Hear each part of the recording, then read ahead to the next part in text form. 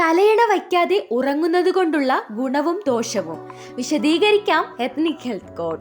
നന്നായി ഉറങ്ങാനാണ് എല്ലാവരും ആഗ്രഹിക്കുന്നത്.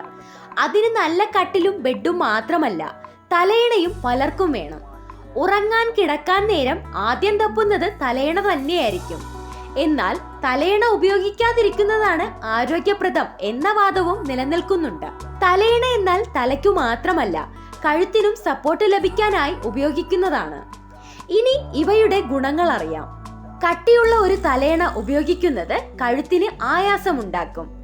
എന്നാൽ തലയിണ ഇല്ലാതെ ഉറങ്ങുമ്പോൾ നട്ടെല്ല് ഒരു ന്യൂട്രൽ പൊസിഷനിലാകും.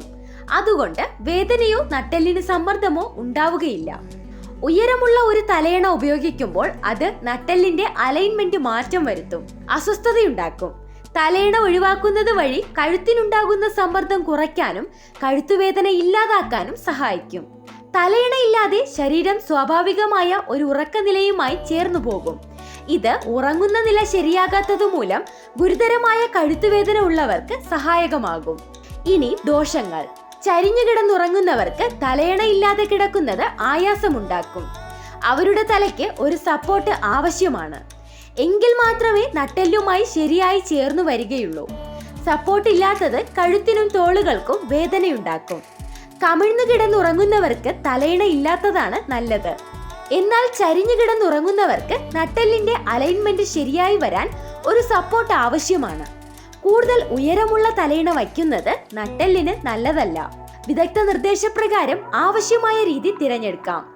തലയിണ ഇല്ലാതെ ഉറങ്ങാൻ ശീലിക്കാം. അതിനായി ആദ്യം തലയിണ പൂർണ്ണമായും ഒഴിവാക്കും മുൻപ് കനം കുറഞ്ഞ ഒരു തലയിണ ഉപയോഗിക്കാം. ഇത് പുതിയ അവസ്ഥയുമായി നട്ടെല്ലിനും കഴുത്തിനും അഡ്ജസ്റ്റ് ചെയ്യാൻ സഹായകമാകും. തലയിണ ഇല്ലാതെ തന്നെ നട്ടെല്ലിന് ശരിയായ നില കൈവരാൻ കട്ടിയുള്ള കിടക്ക ഉപയോഗിക്കാം. ഇത്തരത്തിലുള്ള മറ്റനേകം പ്രധാനപ്പെട്ട അറിവുകളും ഈ ചാനലിലുണ്ട്. കൂടുതൽ വീഡിയോകൾ കാണുക, മറ്റുള്ളവർക്കായി ഷെയർ ചെയ്തു കൊടുക്കുക.